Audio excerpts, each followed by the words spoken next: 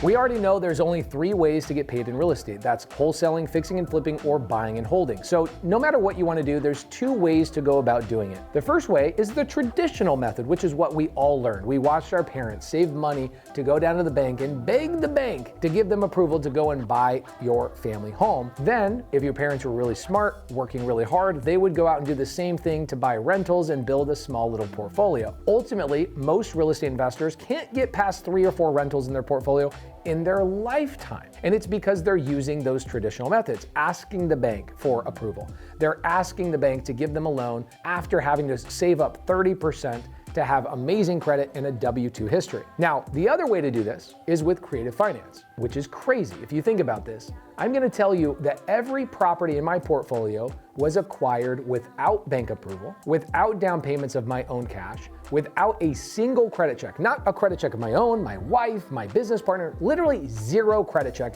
There is nobody involved in these transactions checking my credit, even asking me for my bank balance, even asking me for my tax returns. It sounds crazy, but it's been going on for hundreds of years. These creative methods primarily are called subject to and seller finance. Now, there are other strategies as well. We won't talk about them in these videos, but the YouTube channel has plenty of these videos like lease options, wraps, those types of things. But let's just focus on subject to and seller finance. So the way it works is I go to a seller. In fact, we just bought an RV park in Kalispell, Montana. This seller has a 130 unit RV park where people are coming in and spending the night, obviously using their RVs.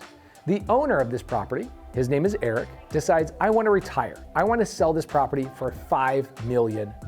Now the property, the way it was being sold, is only worth $4.3 to $4.7 million. Why? Well, because interest rates are actually kind of high right now. And so his buyer says, look, I can buy that RV park from you, but my bank is telling me that I have to put a big down payment, and the interest rates are gonna make my payment so high on the purchase price that I won't be able to cash flow at the $5 million purchase price you're asking for, Eric.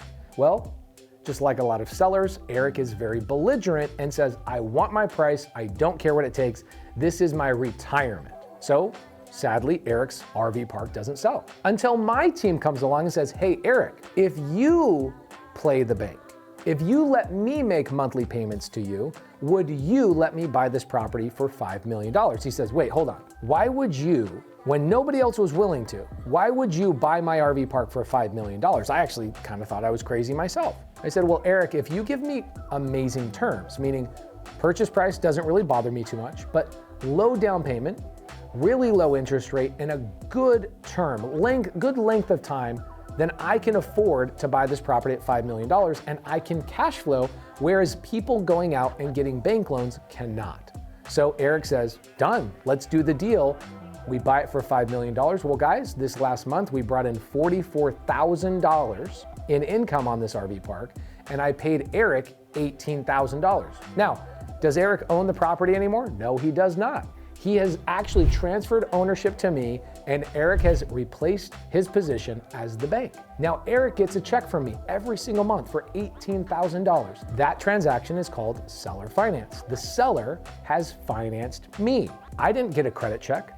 Nobody checked my bank balance, and Eric gave me a very, very, very low down payment on this $5 million purchase. Now, I've done deals like this at 10% down, all the way down to $0 down. In fact, over 20% of my portfolio has been 0% down. We just bought a big RV park for $5 million, but just down the road, we bought a 20-acre parcel with a big 8,000 square foot house on it for $1 down. Well, how is that possible? The way it's possible is I'm not using banks. I'm working out terms directly with the seller. This is what is called seller finance. So I go to the seller, I find out what's important to them, usually purchase price, and I tell them what's important to me, which is my ability to cash flow on the property and take over the property. The sellers usually agree to this because it's mutually beneficial, and we work out a deal called seller finance. Okay, well, what is subject to, Pace? It sounds like subject to is actually different than seller finance. Subject to is very similar. The only difference is what if Eric owed $5 million on that RV park? Well, could Eric be the bank if he owed money on the property? The answer is yes, he can. He can allow me to just start making payments on the RV park for the loan that he acquired. That is called buying a property subject to his existing debt. So he went out, years before, acquired a loan from the bank, and instead of me going and getting another loan and having lender fees and down payments and credit approval and all of those types of things, I just go to Eric and I say, hey Eric, can I just take over the payments on that RV park? It's as simple as that. It truly is as simple as that. A subject to and seller finance transaction is way more simple, way less complicated than a traditional method of real estate. In fact, traditional methods of real estate take 30 to 45 days, whereas creative methods of real estate take about 3 to maybe 4 days if everybody's on the same page. Now, what's great about these strategies is not only can you do this with dirt, can you do this with single family, can you do this with multifamily, mobile home parks. The largest deal I've ever done with seller finance was a $110 million purchase on a 587 unit multifamily property in Houston, Texas. All the way down to the smallest deal I've ever done, which was a $50,000 deal where I put $15 down to the seller, and the seller didn't make me make any payments until I built a house on the property. Where did the money come from to build the house, you might say? Pace, you're always saying you're doing these deals with no money. Well, I brought in a partner. That partner brought money from their line of credit.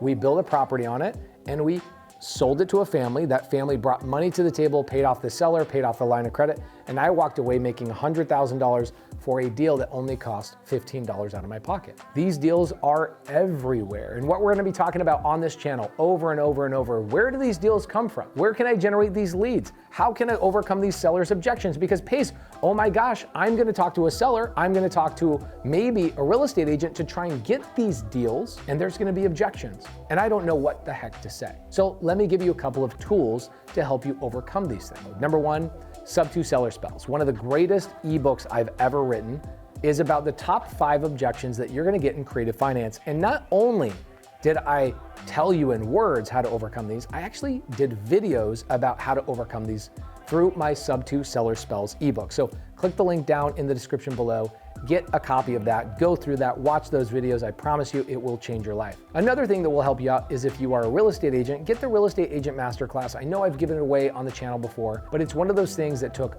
a lot of time and energy to craft, put together, edit, and deliver to you. So if you're an agent and you want to see how you can do more creative finance deals, overcome them, and how to do them legally, then download the Agent Masterclass down below.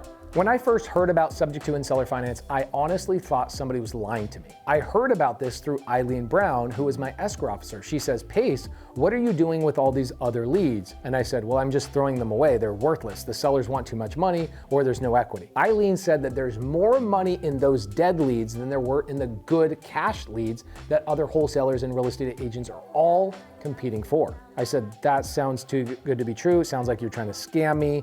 And she says, well, let me break it down for you. She told me that subject to and seller finance would make me more money than any cash deal ever could. And I said, that's not even possible. There's no way that's possible. But guys, the reality is that took me from 0 properties in my portfolio, struggling for 7 years to get my first deal, to today now having over $500 million in holdings in our collective portfolio. All of those used seller finance and subject to acquire them. Not one of them used cash of my own, not one of them used my credit, and 0 used my credentials such as my W-2, tax returns, etc. So what we're gonna do is we're gonna do a deeper dive into what subject to is in the next video.